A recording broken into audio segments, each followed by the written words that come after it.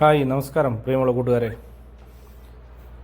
2025 December 30 ചൊവ്വാഴ്ച പത്തനംതിട്ട ജില്ലയിലെ ചിറ്റാർ വില്ലൂന്നിപ്പാറയിൽ നിന്നും പിടികൂടിയ കടുവക്കുട്ടി ഇതിനെ പിന്നീട് പത്തനംതിട്ട ജില്ലയിലെ ഗവി വനമേഖലയിൽ തുറന്ന് വിടുകയുണ്ടായി. ഏകദേശം 2-നും 3-നും ഇടയിൽ പ്രായം ഉണ്ടെന്നാണ് ഫോറസ്റ്റ് ഡിപ്പാർട്ട്മെൻറ്റുകാർ പറയുന്നത്.